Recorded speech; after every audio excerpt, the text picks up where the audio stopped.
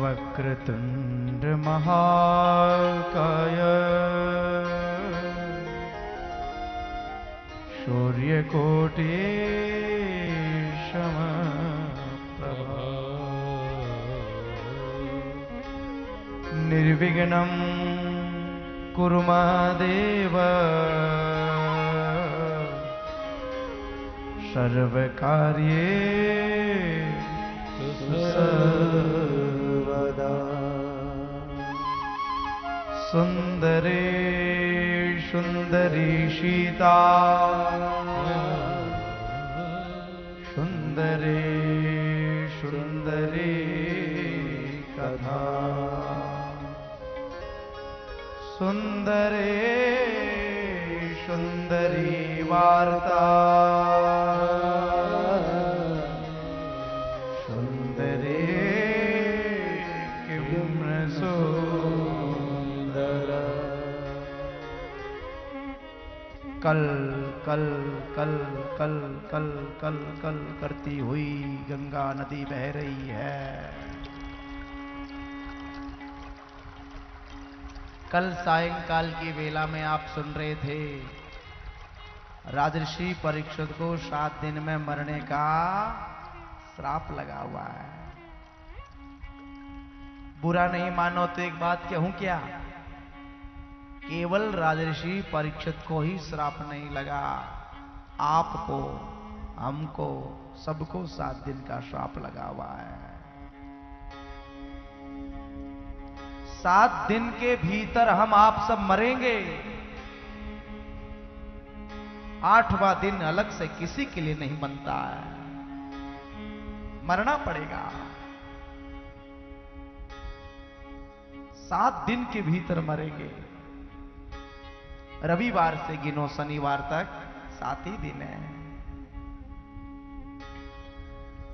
महाराज जी ने कितना सुंदर वर्णन किया, ज्योतिष के बारे में बताया, और जिस प्रकार पूज्य महाराज श्री ने कहा दूध में घी है, दूध में मक्खन है, ऐसे ही भगवान सब जगह है, लेकिन मंथन करना पड़ता है। जब तक हम और आप इस कथाओं के माध्यम से मंथन नहीं करेंगे तब तक भगवान प्रकट होने वाले। ये कथा का सारांश बता के गए पूज्य महाराज श्री। क्या करते, जब तक महाराज ये हम आप मंथन नहीं करेंगे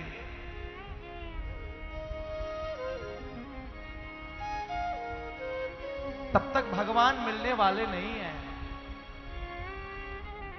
मंथन करो। जैसे दूध में घी है, वैसे परमात्मा आपके हमारे दिल में है। हिरण होता है, हिरण, हिरण की नाभि में कस्तूरी रहती है। हाँ, और नाभि जैसे फटती है सुगंध निकलती है। हिरण बोलता, हाय रे खुशबू बड़ी सुंदर आ रही है, खुशबू बड़ी सुंदर आ रही है। आखिर ये खुशबू कहां से आ रही है? हिरण आपकी हमारी तरह भागता है। हिरण भागता है, शायद खुशबू उधर से आ रही होगी, शायद इधर से आ रही होगी, लेकिन उसको ये नहीं पता है कि खुशबू हमारे अंदर से ही आ रही है। ऐसे हम और आप भी बार भागते हैं, शायद हरिद्वार में भगवान मिल जाए गंगा स्नान करने से। कथा से शिक्षा ले लो, शायद वहां कहीं जाने से मिल जाएंगे, शायद वहां मिल जाएंगे। अरे हिरण की तरह भागते रहोगे, प्रणाम तो हो जाएगा। आपके हृदय रूपी समुद्र में भगवान है, कहीं बार मत भटको। तू सोच ले मन में कृष्ण है तेरे तन में, क्यों ढूंढ रहा वन में, क्यों भटक रहे हो। महाराज जी आने के बाद मुझे वो आध्यात्मिक प्रवचन में ऐसे मन कर रहा है कि आध्यात्मिक प्रवचन करें, लेकिन त्रिलोक जी कहेंगे सब्जेक्ट पे जाओ। हाँ, तो सोच ले मन में, कृष्ण है तेरे तन में। मंथन कर ले घी, दूध को महाराज गैया के स्तन से निकाल, छान के गर्म कर ले, और गर्म करने के बाद जैसे महाराज जी ने कहा कि उसको जावन दे के दही, और दही पिलोगे तो मक्खन होगा। ऐसे ही भगवान की, श्री कृष्ण की कथाएं। और फिर महाराज जी ने कहा सुमिरन कर ले मेरे मना, सुमिरन कर ले मेरे मना,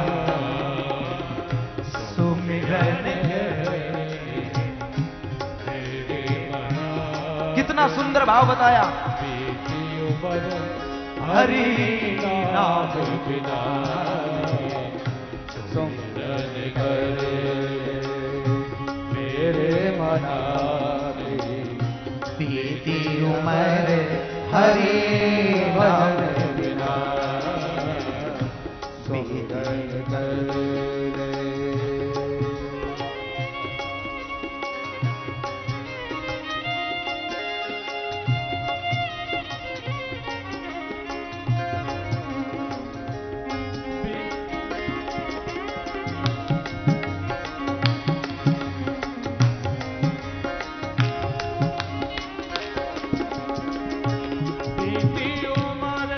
हरि नाम बिना बीती उम्र, हरि नाम बिना। निवेदन करो, मुझे बड़ा अच्छा लगा। महाराज जी ने कहा जाप करो। देखो, जाप करने से अभिमान आएगा, जप करने से अभिमान आएगा। हमने इतना जप कर लिया, हमने इतना जप कर लिया, हमने इतने राम राम लिख लिए, हमने 50 लाख राम नाम लिख लिए। अभिमान आ जाएगा, अभिमान आ जाएगा। छोड़ो इसको। सुमिरन कर मेरे मना, उमर हरि नाम। सुमिरन माने श्वासो श्वास भजन। सुमिरन का मतलब श्वासो श्वास भजन। श्वास आए ओम, श्वास जाए हरि ओम, श्वास आए ओम, श्वास जाए हरि ओम। सुमिरन कर ले मेरे मना, बीते उम्र हरे राम। सुमिरन आपका बढ़ जाएगा तो रात्रि में सोते सोते भी मुझे बड़ी खुशी है। आपके हो तो बताऊं, बता दूं क्या? मेरा बड़ा दुर्भाग्य रहा, मैं तो दर्शन नहीं कर पाया, लेकिन इसी शरीर के आहा पूज्य पितामहा, हमारे पितामहा पंडित श्री किस्तूर चंद जी पंचारिया, लोग बाग बताते, मैं जब आया यहाँ लोग मुझे कहते हैं कि महाराज जी उनके मुखारविंद से हर समय हर घड़ी हरे राम राम राम हरे हरे, हरे कृष्ण बोले महाराज केवल दिन में ही नहीं, जब वो रात में सो जाते थे तो सोते समय उनके पूरे मुखारविंद और शरीर से भगवान नाम की ध्वनि निकलती थी। हरे राम राम राम हरे हरे, हरे कृष्ण हरे राम राम हरे हरे हरे कृष्ण कृष्ण कृष्ण हरे हरे, कृष्ण कृष्ण हरे हरे हरे राम राम हरे हरे। तो सुमिरन कर। आप लोग घर में काम करते हो, आप काम करते हो, घर में झाड़ू बुहारी लगाती हो, घर में भोजन बनाती हो, बच्चों को स्नान करवाती हो, आप गैया का दोहन करती हो। हरे राम राम राम हरे हरे, हरे कृष्ण कृष्ण कृष्ण हरे हरे, हरे राम राम राम हरे हरे, हरे कृष्ण जीवन जीने की कला है। जैसे महाराज श्री ने अभी कहा कि श्रीमद् भागवत जीवन जीने की कला सिखाती है। कुछ स्वामी जी बोल के गए कि श्रीमद् भागवत जीने की कला सिखाती है। यही कला है, यही कला है। कोई जरूरी नहीं माला लेके बैठ जाओ। मैं तो मना करता हूं कि माला लेके बैठने की आवश्यकता नहीं। कोई कहते महाराज जी सवेरे जल्दी 4 बजे उठ के माला जप ले। नहीं नहीं, क्या जरूरी है, थोड़े दिनों के लिए आए हो। हाँ, और काम भी तो देखना है, घर परिवार देखना है। गृह कार्य नाना जंजाला, घर में बड़े जंजाल है। तुम तो काम करते रहो और नाम जपते रहो। काम करते करते नाम जपते रहो। तो परीक्षित की सभा में सुखदेव भगवान का प्रागट्य हुआ है। आपने कल सुना, तत्रा भवद भगवान व्यास पुत्रो यद्रक्षयागामटमानो अलक्षलिंगो निजलापितुस्थो व्रतस्य बाल अवधूत वेश व्रतस्य बाल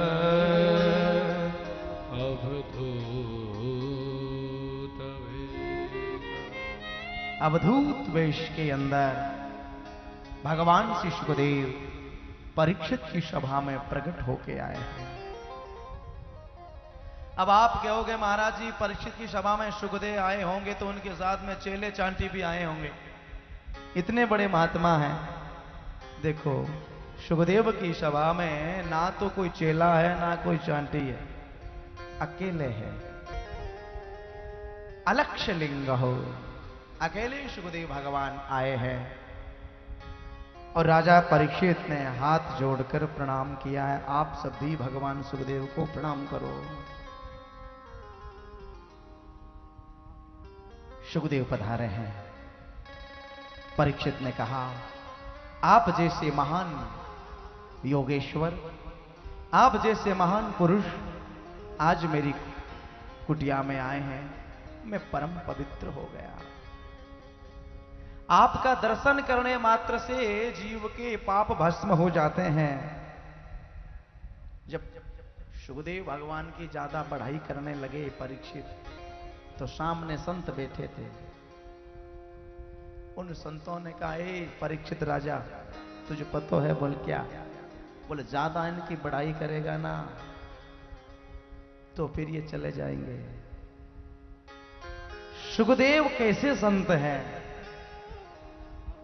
ज्यादा इनकी बढ़ाई मत करो। आपने देखा होगा हमारे स्वामी राम सुखदास जी महाराज ज्यादा अपनी बढ़ाई नहीं सुनते थे, कभी माला भी स्वीकार नहीं करते थे और अपनी बढ़ाई कभी नहीं सुनते थे। उनको किसी ने पूछा, आप? बोले मैं राम सुखदास।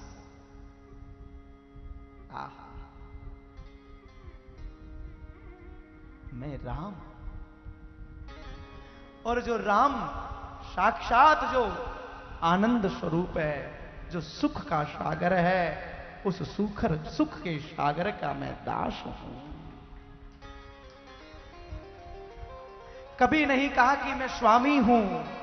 आप लोगों ने भले लगा दिया वो स्वामी जी, लेकिन कभी स्वामी जी ने अपने लिए स्वामी नहीं लगाया।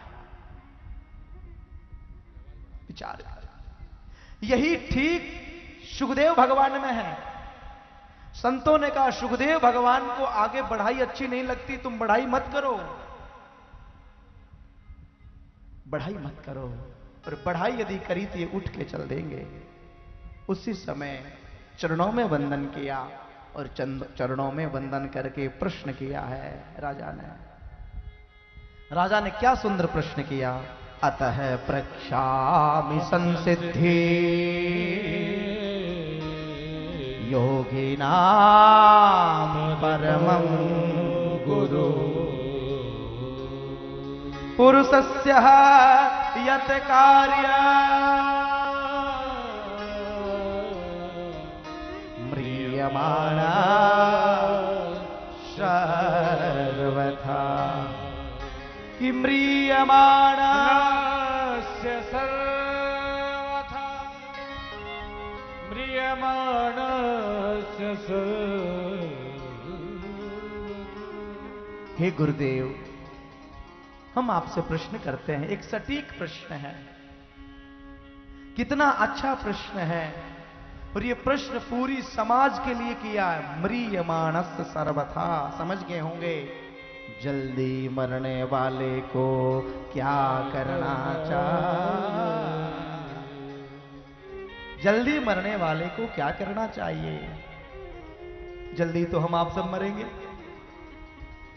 जल्दी मरने वाले को, ये मेरा प्रश्न, ये समाज के हित के लिए प्रश्न किया है। यहां सुखदेव ने बोला है, वरियाने सते प्रश्न कृतो लोकहिता नृपा। ए राजन, वरियाने ते प्रश्न है, तेरा प्रश्न बड़ा श्रेष्ठ है, बड़ा श्रेष्ठ है, और अपने लिए नहीं, लोकहिता नृपा। ए राजन, नृप माने राजा, राजन लोक हित कल्याण के लिए तूने प्रश्न किया है। अद्भुत भाव है। जल्दी मरने वाले को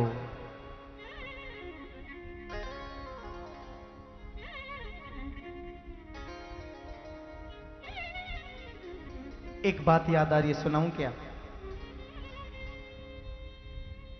हमारे यहां 4 युग थे। कितने?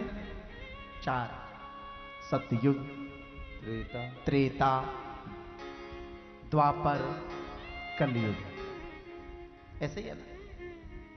सतयुग, द्वापर, त्रेता, कलयुग। निवेदन करूं त्रिलोक जी, हमारे यहां संतों ने ऐसा वर्णन किया है कि सतयुग में लोग 1,00,000 वर्ष तक जीते थे। सतयुग में मानव की उम्र कितनी थी? 1,00,000 वर्ष। 1,00,000 वर्ष तक मनुष्य जीता था। तपस्या करते करते करते दीमक लग जाती आंखों में, शरीर में, पूरे में, लेकिन ठाकुर जी से मिलन बड़ा कठिन था।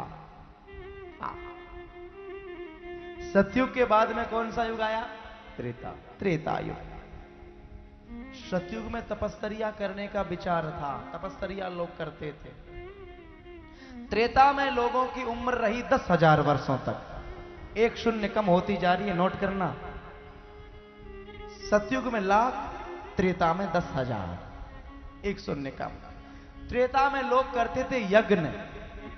ये जो यज्ञ हम लोग करते हैं ना, यज्ञ अभी का नहीं है, ध्यान रखना। प्राणाय स्वाहा